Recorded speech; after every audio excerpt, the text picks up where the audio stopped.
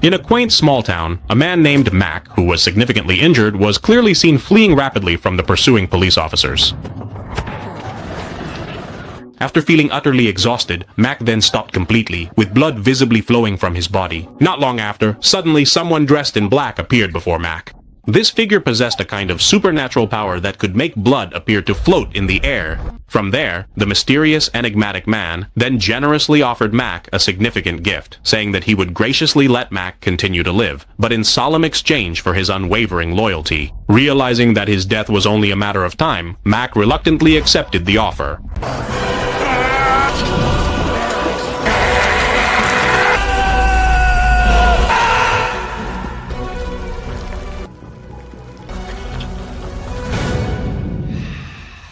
The scene then shifts to a monk named Chen who is meditating.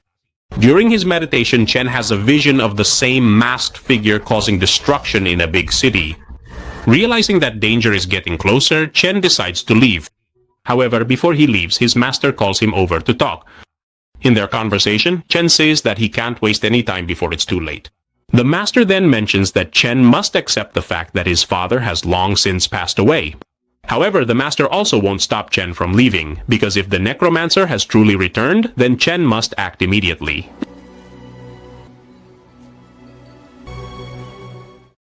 The scene then shifts to Bangkok, Thailand, where a married couple named Jack and Pring, along with their child Lu, arrive at the airport to go on vacation and visit Lu's grandmother at the same time. As soon as they arrive and check into a room, Lu is immediately happy and excited when he sees the amazing view from their hotel room. A little while later, the family goes out to explore a river in the city. At this moment, Jack still seems busy with his work, which forces Pring to scold him. Back when Jack was still a street police officer, he had much more time for his family. Unlike now, when Jack has become a businessman. So, as they were passing through the night market, Jack and Pring shared a romantic moment together. But when they realized it, Lu had disappeared. Sue?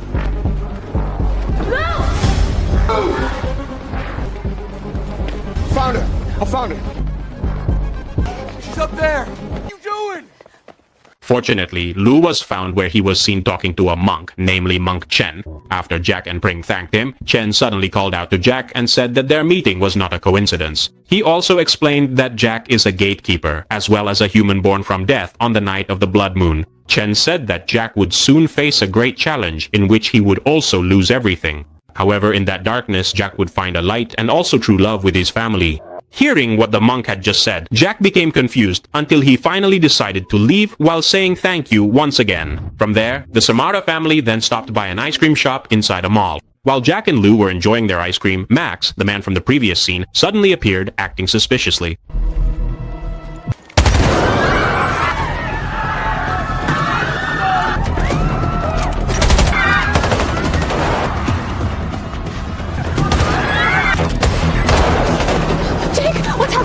Realizing that deep down he still had the soul of a traffic police officer, Jack then asked his wife and child to hide immediately. Meanwhile, he was going to confront the person using the security guard's pistol, who had previously been killed. Freeze! An American accent. It's so nice to meet you. Drop your weapon! No.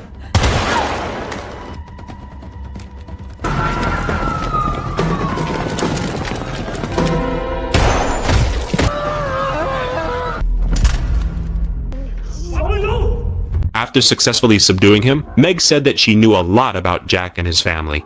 Meg even spoke about things that confused Jack, such as the hell that had arrived and the ritual that would soon be completed. After saying those strange things, Meg then thanked Jack for killing her. From there, she smiled and finally exploded. Goodbye!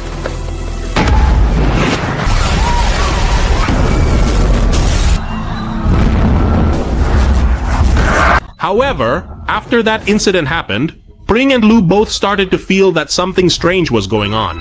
When they tried to escape, they suddenly witnessed people outside starting to attack and kill each other. A similar thing was also happening inside the mall. Pring and Lu, who decided to go back, were also suddenly attacked by several people. Fortunately, since Pring wasn't just your average suburban housewife, she managed to take them all down.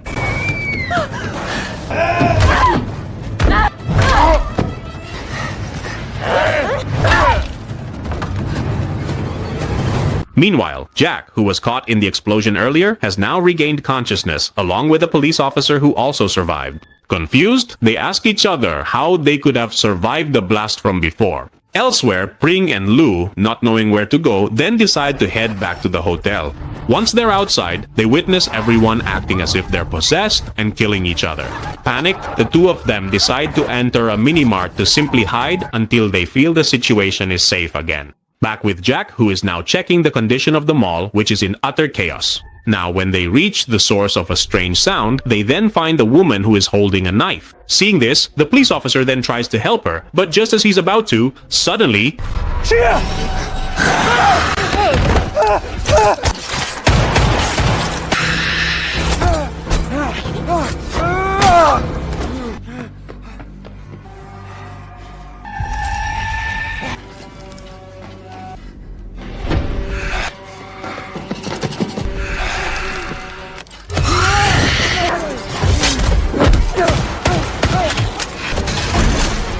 Jack managed to escape to the upper floor, but unfortunately, he couldn't find his wife or child. Meanwhile, Pring and Lu, who were still in the mini-market, decided to try calling Lu's grandmother, but since their cell phone had no signal, Pring then went to the cashier's desk to look for a phone. Unfortunately, just as he reached the cashier, a man suddenly entered with blue-colored eyes.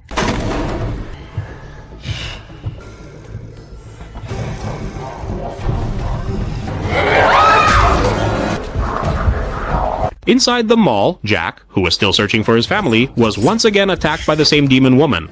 This time, Jack managed to defeat her by tying her to a pole and then leaving her behind. Meanwhile, Pring and Lu, who had already left the mini-market, were now seen hiding at a bus terminal. Here, they then encountered a man who was still remarkably normal and seemingly unaffected by the unfolding chaos, who urgently called them to quickly get on the bus along with several other terrified people already huddled inside. Now, the significant problem was that the bus absolutely couldn't move forward because the driver's essential bag, which crucially contained the ignition keys, was unfortunately left outside the bus, and absolutely no one dared to venture out into the perilous environment. Pring then bravely decided to take the immense risk by courageously trying to retrieve the vital bag, but just as he miraculously managed to successfully do it,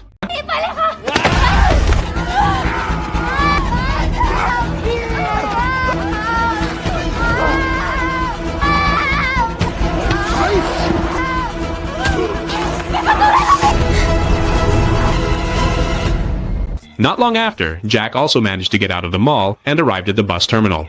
But what actually happened was that Jack was in another dimension that looked silent and empty. How could that happen? We'll explain it later, bro. Then from there, Jack was startled again by the appearance of a giant creature that seemed to be chasing him.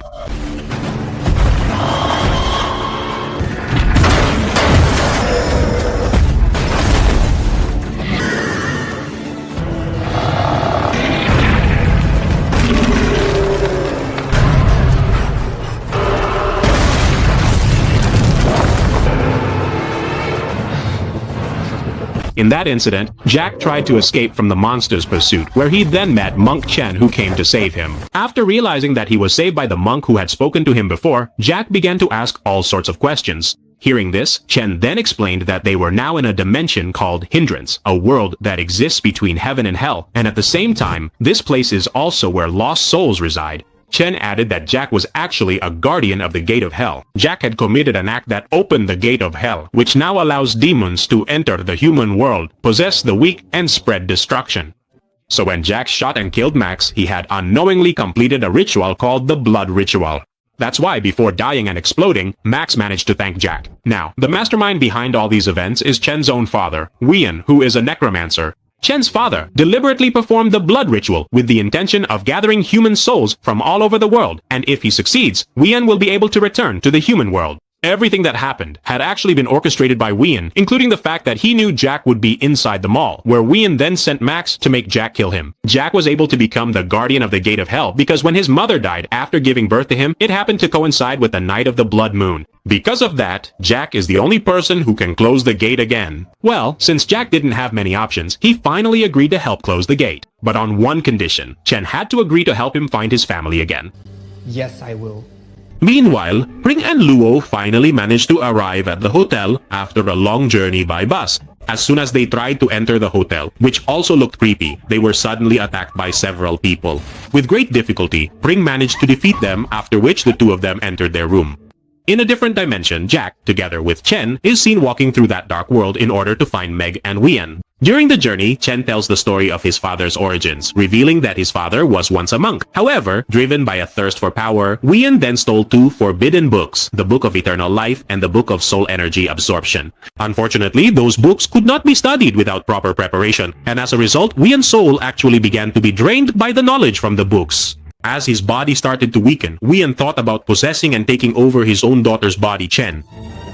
Fortunately, his plan was thwarted by his wife, which caused Wian to lose his body in the human realm. However, even so, some of the knowledge that Wian had acquired since then remained and settled within Chen. Not long after, while Jack was talking to Chen, he suddenly heard a woman scream. With his highly trained police instincts, Jack immediately tried to help her. When he reached the top, Jack faced several terrifying creatures before finally encountering a figure who turned out to be a girl that Meg had once shot in the mall. Still confused about how this girl could have survived, Jack was suddenly startled by the appearance of a giant creature.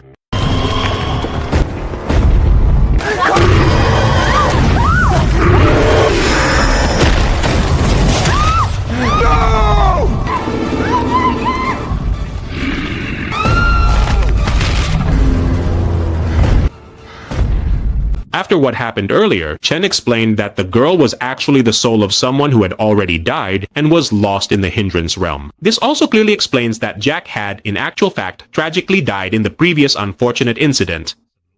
Because of that, it turns out Jack can't return to the human world, so how can he meet his family again? Moreover, it's revealed that Max is currently in the human world after he managed to find a new body. The answer is, like it or not, Jack has to ask Chen for help, because as previously mentioned, Chen is someone who possesses knowledge from the book inside his body.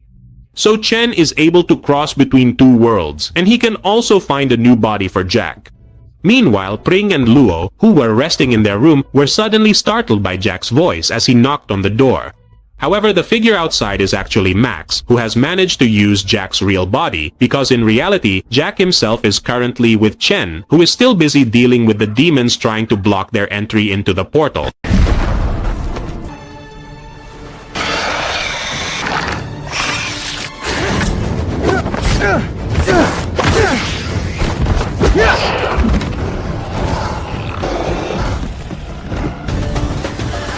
Jake, come on! Grab my hand!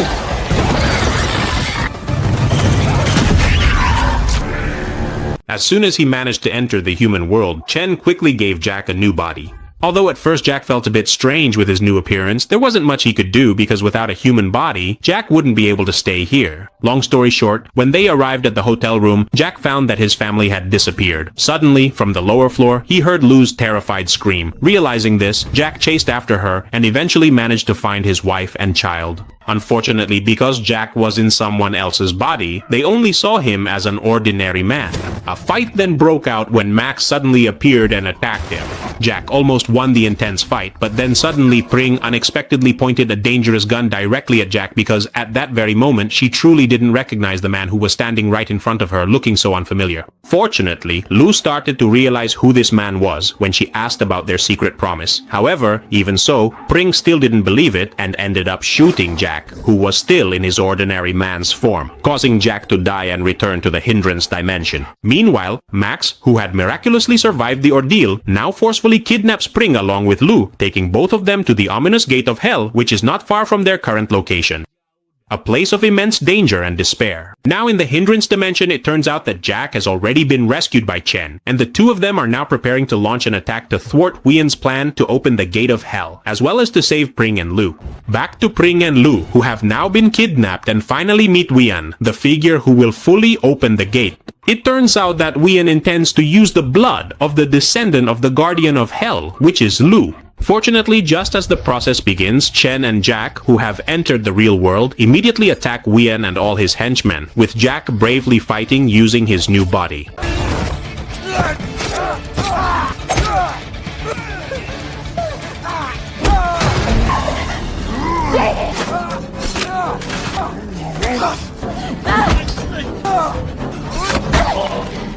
In the fight, Jack managed to defeat Max, who was aided by Pring, by giving him a pistol, causing Max to die and return to the Hindrance dimension. There, he was ultimately and completely devoured by the truly colossal and terrifying giant monster.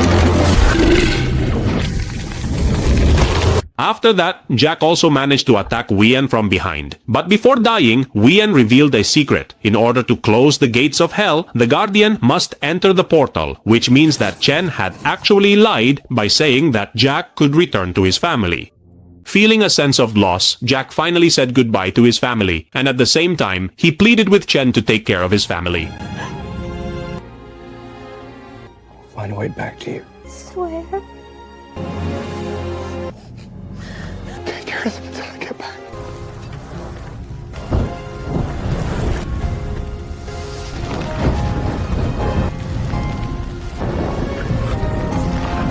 At the end of the story, Bering and Lu finally arrive at Lu's grandmother's house.